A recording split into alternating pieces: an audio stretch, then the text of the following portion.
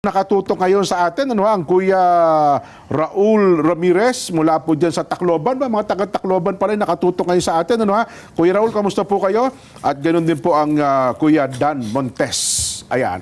Kong, siguro po ayun, kahapon pa namin tinalakay, kayo ho siguro ay makunan din po namin ng opinyon ukol doon sa naging pahayag namin at tinanggap po naming tagubilin na ang Iglesia ni Cristo, Kong, ay naghahanda po para magkaroon ng rally para suportahan na naging pahayag ng Pangulong Bongbong. Ang naging opinion po niya na no to impeachment, Kong. Palagay ko, isang napakagandang tugon yun din, hindi ba? Sapagkat alam ko naman, ang Iglesia ni Cristo ay palaging nakapanig lang sa tama. At so, kagaganda ng ating bansa. Lalong-lalo na kung ang ibubunga nito ay yung pagkakaisa. Diba, Jen? Dahil sa aking palagay, ay tama naman siguro yung naging opinion ng ating Pangulo, Jen. At wag na tayong lumayo doon sa kanyang sinabi na walang mangyayari namang mabuti dyan. Diba? Oo. At walang ni isang buhay ng isang Pilipino ay hindi naman may improve kapag kaya na ipinagpatuloy nyo pa. For what? Sabi pa niya, di ba? Para saan? Yung tanong na yun ay nakikita niya na rhetorical question yun, Kong, ano? Hindi naman siguro kalabisan na kahit naman sabihin nating opinion yun, hindi naman, sabi nga natin, hindi naman galing sa isang karpintero lang. Hindi sa pagmamaliit ng mga kababayan natin, hindi nang galing yun dun sa lalong-lalo na hindi galing sa sabungero dyan, ano? Galing sa isang nagkataon na pinakamataas na leader ng ating bansa. Opo. Pagkatapos yan ay hindi kakikibo. Para may ginawang manifesto yata dyan. Totoo po. Yung manifesto of support, nasabi hawak ko kanina, ano ha? Pumunta kasi sila sa Malacanang kahapon. Pero bago nyo lang talungin itong dala kayo ng manifesto, Kong, isang ano lang, kayo po, sabi nyo nga ay halos 20 taon na po sa Kongreso. Ano bang epekto kapag meron tayong tinatalakay ukol sa impeachment ko? Kasi sabi, di ba, parang nahihinto ang Kongreso, ang Senado. Ano ba nangyayari kapag nagkakaroon po ng impeachment proceedings ukol dito, Kong? Kakain yan ng napakalaking panahon din. Doon lamang sa pagsusuri kung ito ay nasa wastong forma, magdidinggin yan ng Justice Committee. Pagkatapos niyan, ay pagdidibatihin kung may substance o hindi, di ba? May substance o wala. Yan ay gugugol lahat ng panahon.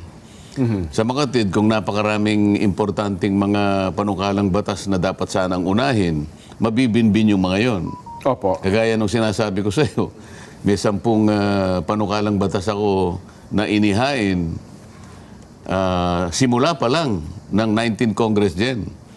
Nakikipag-unahan pa ako yung makakuha ka man lang ng isang mababang numero. Pangarap mo na halimbawa, yung 10 bills mo ang number niya ay 50 to 60 halimbawa. Ibig sabihin nun, mati-take up ng mas madali. Kesa sa halimbawa, nagpakahuli-huli ka, ang number mo na ay 1,590 halimbawa, yung pyesa mo. May malayo na bago ma-take up yung yung panukalang batas mo. Kaya nakipag-unahan nga ako Siguro kung di ako namamali, nasa 100 nung makipag-unahan kami. So halimbawa, meron kang yung number ng bill mo ay 100 hanggang 110. Dahil magkakasunod na ipinail mo yun Wala man lang na-take up. Siguro merong isang na-take up pero parang pinasadahan lang. Ngayon, alin ba yung mas importante? Yung bang panukala ko na may baba ang kuryente sa ating bansa, hindi importante. Napakaraming kababayan natin. Napaka-importante yan, Kong. Ang makikinabang dyan. Hindi lang karaniwang mga household dyan. Lalong-lalo na yung mga negosyante na gusto nilang magtayo siguro ng negosyo sa ating bansa. Tumayo ang maraming pagawaan, maraming pabrika, sapagkat pagka bumaba ang kuryente, may inganyo sila dyan ng mga kapital. Dagdagan ang kanilang mga puhunan na dito ilalagak sa ating bansa. Aha. Pagka ganun na nangyari, yung manufacturing sector natin dyan ay sisigla. At para mo nang nakita, talagang pati ekonomiya natin ay yayabong talaga. Bakit hindi, paano mo ngayon pagtatalunan yon? Inuna mo yung impeachment na walang kakwenta-kwenta. Yun ang sabi ng Pangulo. Aha. Maliit na bagay na pinipilit ninyong palakihin. Aha. Ibig sabihin, talagang walang kakwenta-kwenta. Nako. Ginagawa mo lang may kwenta. So, Tama. maging sa Senado ko, ganyan din po mangyayari kasi sila ang tatay yung senator judges, di po ba? Tama. At hindi naman natin malalaman kung kailan matatapos yun sapagkat depende sa mga ebidensya na kanilang i-analisa, tatanggapin o pagdidibatihan. Ibig sabihin, yung panahon na iukol mo sa maraming problema at ika-re-resolve ng maraming problema ang kinaharap ng ating bansa, mabibimbin at bibigyan mo ng puwang. Iuuna mo pa ito. Ang gusto ko sana sabihin, kung halimbawa gumawa silang manifesto nang galing sila sa Malacanang, sinabi ba na, meron ba silang sinabi tungkol doon sa opinion ng Pangulo? Ito na ko, tama-tama, nabanggit niyo po yan. Ito po yung isang deklarasyon ng pagkakaisa, katapatan at paninindigan para sa pagtatanggol sa bayan. Oo, pero Ito po yung titulo. nabasa nyo na siguro yung Opo, kabuuan yan. yung kabuuan ko, hinahanap ko po yung punto ninyo at ayun din, actually, kami ni Nelson, yun din ang hinahanap namin kung meron ba silang pinahayag tungkol sa naging statement o opinion ng Pangulo. Sasagutin ko po sa inyo kung wala pong ganon. So, ibig mo sabihin, gumawa silang ng manifesto pagkatapos na ang Pangulo ay magpahayag ng kanyang opinion hinggil sa mga pangyayari na may kinalaman sa impeachment. Opo. So, yung manifesto, wala man lang binanggit tungkol sa naging opinion ng Pangulo na ang lahat ng bagay na naukol sa impeachment ay hindi makabubuti kahit sa isang buhay ng isang Pilipino. For what? For nothing. Hindi man lang binanggit sa sa haba ng manifesto. Wala akong nabasang ganun ko. Ito, may mga binabanggit ito.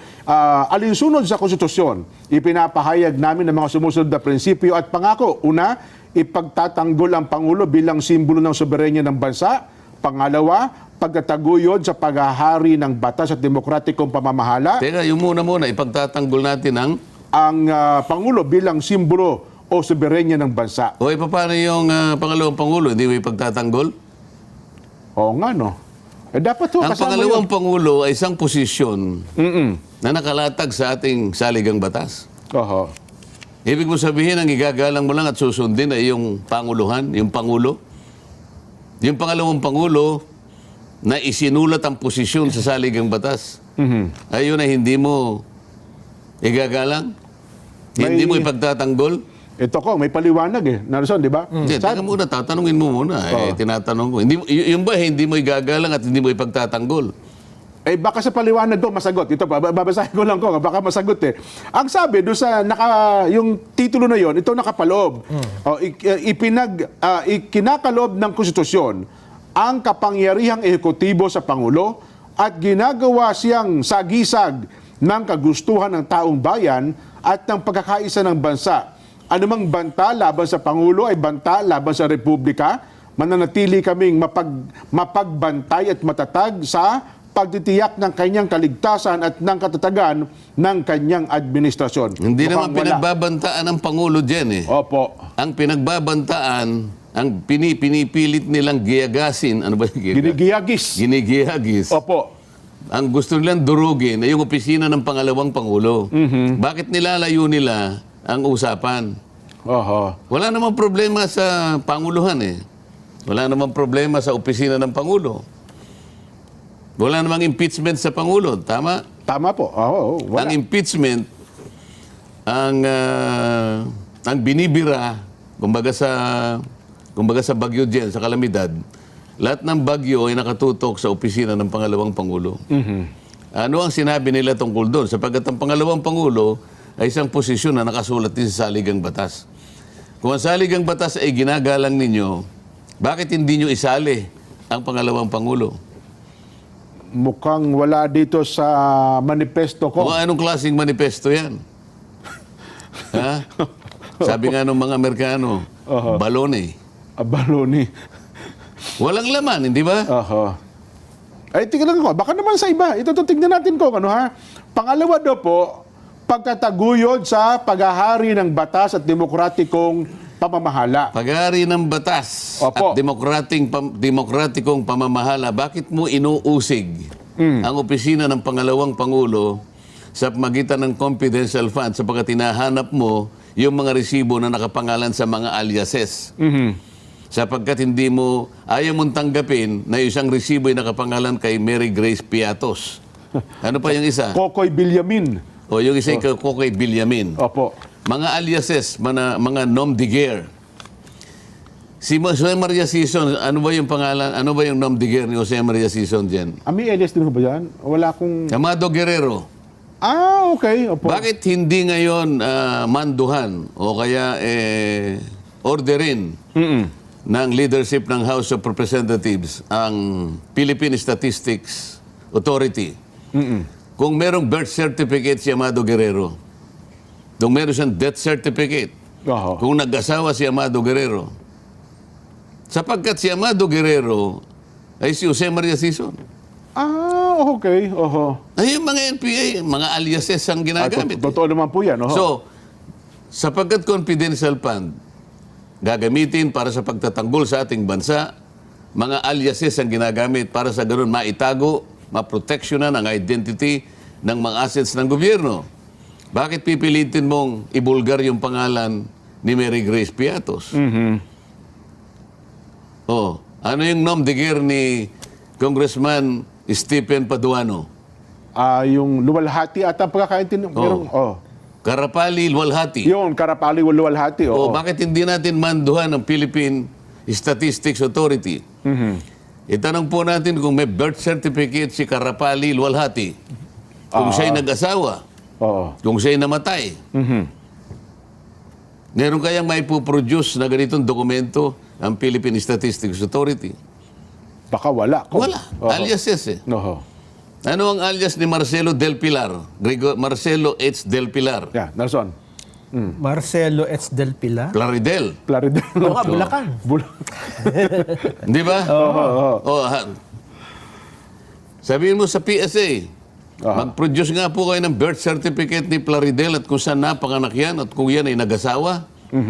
Kung yan po ay may utang, kung yan po ay mayroong passport at kung yan po ay may record sa bangko at kung yan po ay lahat. Ano ang nom de guerre ni Emilio Aguinaldo, ang unang Pangulo ng Republika ng Pilipinas? Magdalo. Yan. PSA. Kumuha ka ng birth certificate ni Magdalo. Kung meron siyang passport, Magdalo Group, baka may makuha. Kung meron siyang, ano yung TIN? Tax Identification Number. Baka panahon nila, sedula pa. Kasi pinunit niya tingnan mo nga, tingnan mo nga mo kung meron SSS number si Magdalo. Kung meron siyang GSIS, baka may passport. Tingnan mo itong...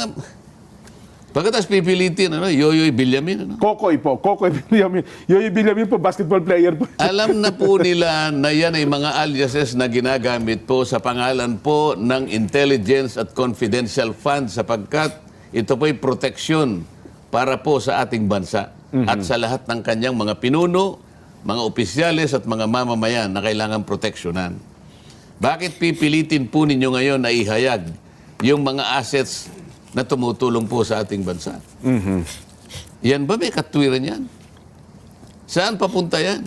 O saka ngayon, uusigin ngayon ang opisina ng Pangulo, ng pangalawang Pangulo, sapagkat meron nga problema doon sa mga voucher. Ang totoo niyan hindi ka na kailangan humingi ng resibo sa totoo lang. Nako. Anyway, Kong, ito yung deklarasyon ng supporter pala. Ang titulo, para kay Pangulong Bongbong Marcos pala. Yung hindi pala, kasi sa titulo pa lang, talagang specific po.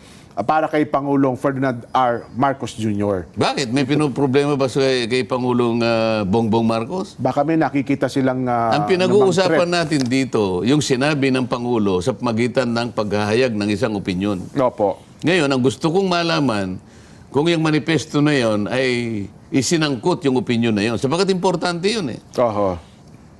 Ay, Maliwanag ang pahayag ng Pangulo. Marami tayong problema. Madadivert lang ang atensyon ng House, madadivert ang atensyon ng Senate. Pagigihan na lang natin kung paano natin i-resolve ang maraming problema ang kinaharap ng ating bansa. ayan. Bakit wala sa manifesto yon? Sana man lang, the House of Representatives, sabi niya ganun, is Opo. serious in adopting the opinion expressed by our President. 100% we are agreeable to the position he has taken by way of an opinion. We are 100% conscious about the problems faced by the country today. Oho. And we will do our best to resolve them in accordance with the position taken by the President. Di ba? Wala yan, Dukong. Ngayon, binanggit niya yung tungkol, wala namang kwenta yung impeachment na yan. Meron din sanang pahayag tungkol doon sa magitan ng manifesto. Oho. Mukhang wala Sana yun, Kong. sasabihin nila ganito. O yung pong pangalawang ipinail, baliwala na po yun. Meron man lang sanang magpapahayag sapagkat po sa batas, isa lang pong impeachment ang ipapail sa loob po ng 1 taon. So yung pangalawa po, baliwala na yun. Para ngayon, yung mga tao, nalalaman nila kung ano yung posisyon ng House of Representatives. Yun naman pong una, palagay po namin, ay baliwala na rin po sapagkat sang-ayon po sa aming tuntunin, meron po kaming 10 araw, 10 session days, para i-consider ito. Dahil po siyam na araw na lang po natitira sa amin, may palagay po kami na ito ay mababaliwala na lang. Dapat sana meron na silang mga naunang pahayag tungkol dyan. Kong, sabi ni Direk, higop lang daw ulit kayo ng kape, ha? Meron tayong mga mahalagang parahala. At Na suportado nila yung position ng Pangulong Bongbong na wag nang ituloy ang impeachment dahil wala namang kahihinatnan na tato, hindi naman makakatulong sa mga mamamayan. Dito ho sa isang bahagi ng manifesto, ewan ko lang kung dito ay sinasabi nila na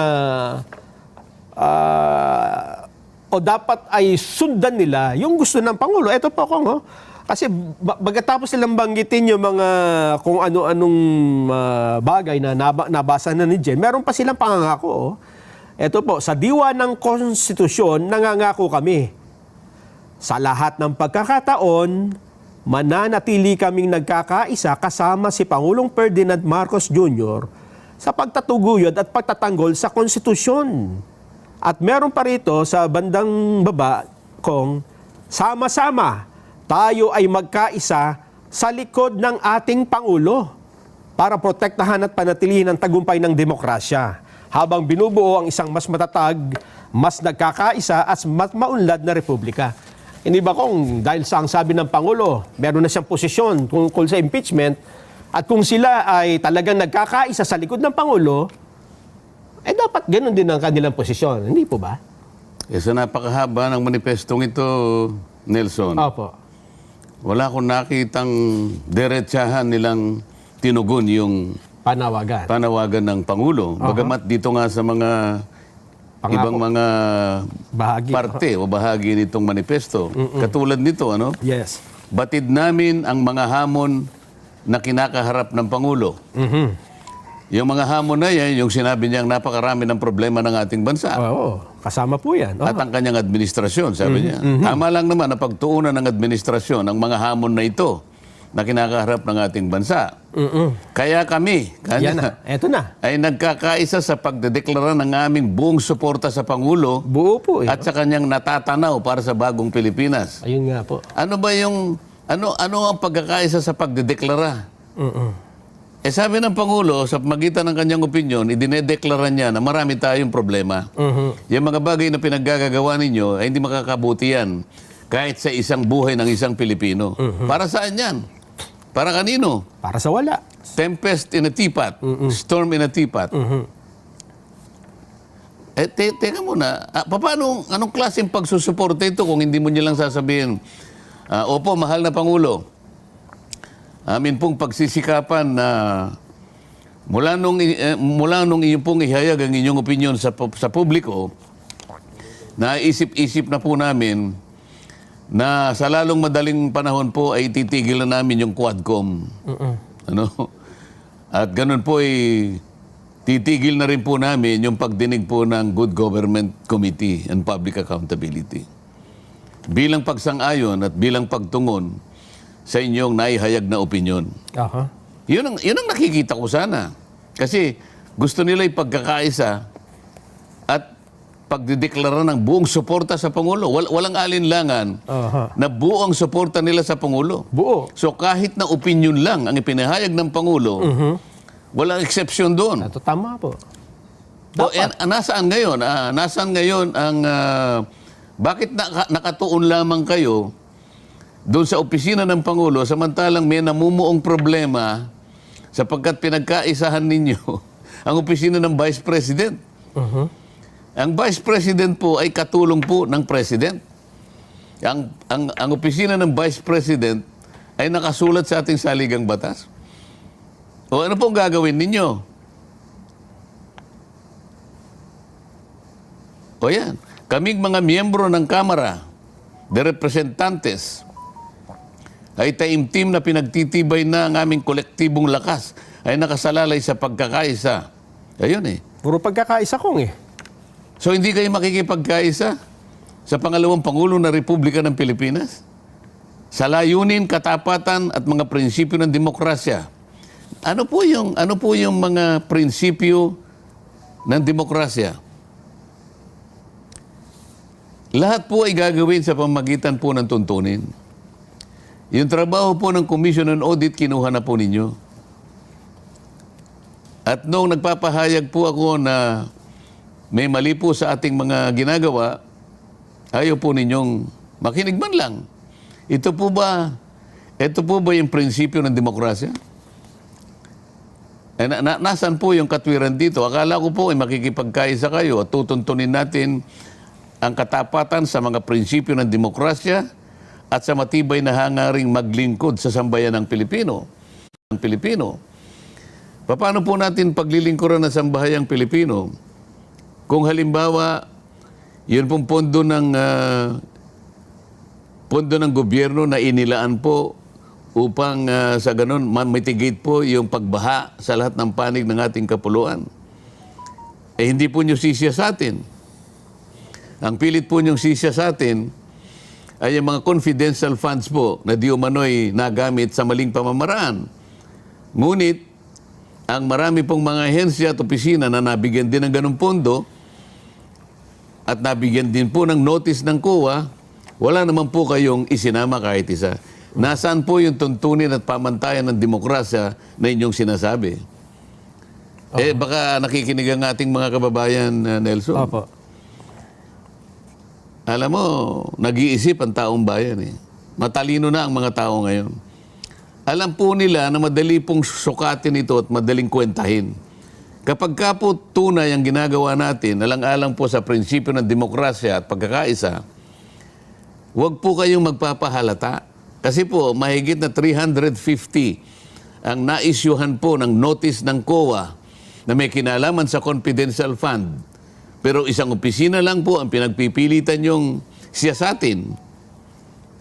Madali po kayong makilatis ng ating mga mamamayan. Kaya ito pong manifestong ito, baka pagtawanan lang po eh. Wala pong laman ang manifesto na ginawa ninyo. Hindi ba ito parang future tense? Baka after na nagdaan nila ito, ay saka nila susundin yung mga nakasulat dito? Hindi, nagpahayag sila ng pagsuporta, ng buong pagsuporta sa Pangulo. Kung ganun ang gagawin nila at kung talagang totoo, nagtotoo sila ng buong pagsuporta sa hangaring suportahan ang Pangulo ng Republika na tama naman, yung nauna niyang opinion, gumawa na kayo ng paraan. Gustong marinig ng Pangulo, hindi yung manifestong ganito. Sinusuportahan nyo pala ako eh. Meron akong gustong marinig mula sa inyo. Doon sa sinabi ko na nauna.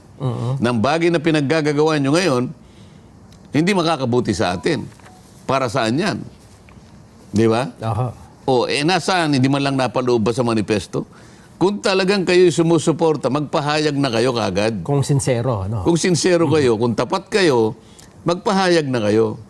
Hindi naman sinasabi rito na sabihin nyo kagad na hindi po namin papayagan na magkaroon ng impeachment dahil yun po yung gusto ng Pangulo. Hindi po ganun ang ibig sabihin ng Pangulo. Ang gusto niyang marinig ngayon, ano naman ang sasabihin ninyo dun sa kanyang inihayag na opinyon? Wala ba kayong isasama rito? Reaksyon, walang reaksyon. Dapat malang sinabi niya. Yung nauna po na opinyon ng ating Pangulo tungkol sa aming tinatalakay na walang kabagay-bagay ay talaga pong babalikan po namin at pagsisikapin po naming suriin uli. Aha. At kapag nalaman po namin talaga na ang aming ginagawa'y malilit na bagay na pilit naming pinalalaki, talaga pong titigil na kami. Mga ganun man lang. Hindi naman natin sinasabing tumigil na kayo ngayon din. Hindi, walang ganun eh. Reaksyon man lang. Mag-react ka man lang sapagkat yun ay kahayagan ng tunay na pagsuporta at pagpapahayag ng suporta sa opisina ng Pangulo. Ngayon, ang office ng Vice President, sabing ganun eh. Aming iginagalang ang saligang batas. Wala ba sa saligang batas ang opisina ng pangalawang Pangulo, Nelson? Meron po. Andun. O ba't hindi nyo iginagalang? Bakit wala kayong paggalang? Ang katibayan na walang paggalang, mahigit na 350 po ang opisina na merong confidential fund. Bakit in-isolate po ninyo ang opisina ng pangalawang Pangulo? Kung wala po kayong iniisip na pamumulitika, bakit hindi po niya lahat kinuha yung mga opisina na yon para lahat po'y pag-aralan, para makagawa po kayo ng batas na sinasabi ninyo na gusto ninyong gawin? Oo. Bakit wala? Oo nga. Yun nga hinahanap namin ni Jen kanina kung ano. So, ang tingin nga namin dito parang may tinatawag na motherhood statement, hindi ba kung? Parang statement na walang detalye at puro pangako. Hindi mo naman maintindihan kung alin dito.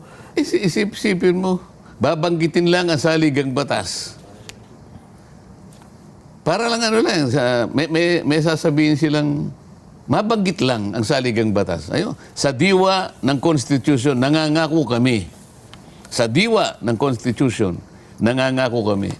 Sa lahat ng pagkakataon, manatili kaming nagkakaisa.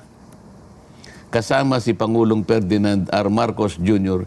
sa pagtataguyod at pagtatanggol sa Constitution, sa pagtiyak ng kapakanan ng ating mga mamayan at sa pangangalaga ng kinabukasan ng ating bansa. Ano sa-isay nitong mga manifestong ganito? Kung hindi mo naman gagawin. Kung hindi ka magpapakita ng kahit anong manifestasyon na itong manifestong ito'y gagawin mo. Sapagkat susuportahan mo lang yung Pangulo eh. Yung pangalawang Pangulo, hindi mo susuportahan. O tanggalin mo na yung opisina na nakasulat sa saligang batas, tanggalin mo na lang. So sabi ko nga sa'yo, ito parang ano lang eh. Ay siguro sinulat lang.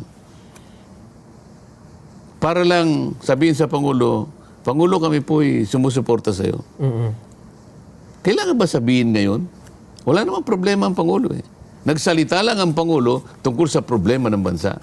Bakit hindi yun ang inyong tugunan? Bakit gagawa ka ng manifesto na nagkukunwari na sinusuporta ng Pangulo, ngunit wala namang binanggit doon sa gustong mangyari ng Pangulo? Sa ngayon, yung kinakaharap nating mga problema sa ngayon, wala naman kayong sinabi. Bakit hindi man lang sinabi? Totoo po, Mr. President. Kami po'y sumasang-ayon ng ganap sa'yo na napakarami po ng problema ng ating bansa. Isa na po yan ang pagbaha. Titingnan po namin ng mabilisan kung nasaan po napunta yung pondo na ginugol sa flood control. Bakit walang ganun?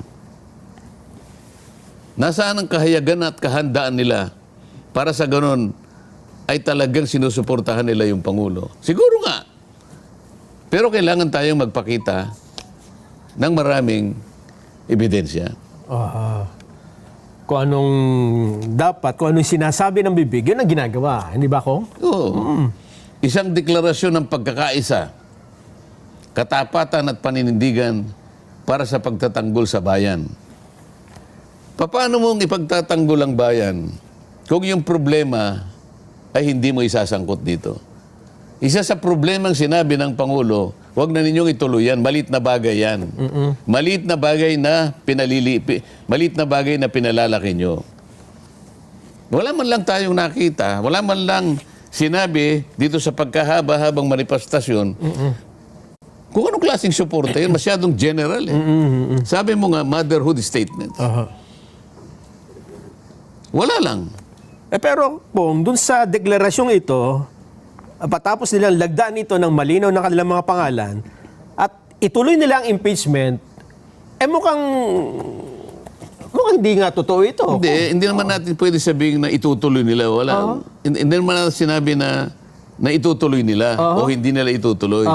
Ang sinasabi natin, magpahayag naman kayo tungkol sa sinabi ng Pangulo. Kung anong kanilang stand. Kasi sinasabi mo pagkakaisa eh. Oo nga. No? Nangako ka na makikipagkaisa ka sa kanya. Anong klaseng pagkakaisa ang mahihita ng mamamayan tungkol sa binanggit niya sa mga bagay-bagay na may kinalaman sa impeachment? Wala kayong binanggit eh. Wala nga. Tahimik nga. No? So wala laman ito. Kumbaga sa lata na walang laman, ang ingay lang. Wala laman eh.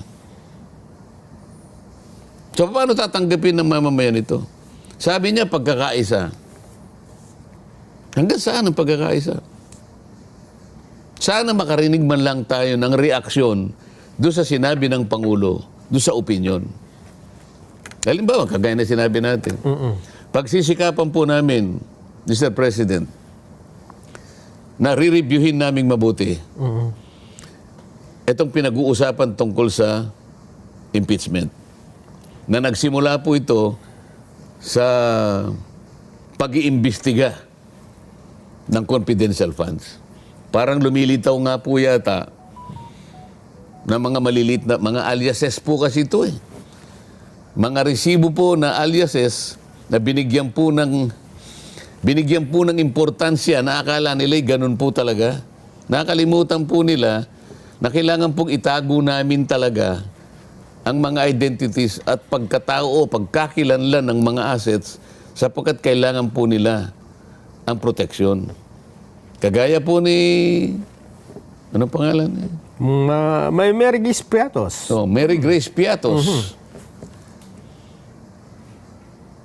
Bakit po yung Amado Guerrero hindi po nila kinu-question? Nom de guerre din po yun eh. Sabi si Jose Maria Sison, kailangan niyang itago ang sarili niya sa magitan ng pagsusulat. So marami siyang libro. Hindi niya pinipirma yung pangalan niya. Pangalan niya. Pag sinabi mo Jose Maria Sison, kilala mo na kung sino. Ang ilalagay niya, Amado Guerrero. Isipin po ninyo, kinasangkapan niyo pa ang Philippine Statistics Authority para pagpaguran, pagkagastahan, pagsiyasatin kung may death certificate si Piatos, samantangan alam naman ninyo na alias lang yun. Kung gusto ko pang bigyan kayo ng pagkakataon na magpaliwanag pa, at ayun din naman ang hinihintay ng ating mga kababayan, kaya lang, naubusan na ho tayo ng pagkakataon. Napakahaba ho kasi ng manifestong na-discuss natin ngayon. Taga-subaybay, pasensya na po kayo at kukunti lang ang panahon. Masyadong mahaba po yung manifesto, pero kagaya po ng amin diniscuss, parang walang laman po ito eh. Kayo na pong maglagay ng laman kung maaari. Ayun. Salamat po. Maraming salamat, Kong Dante Marcoleta.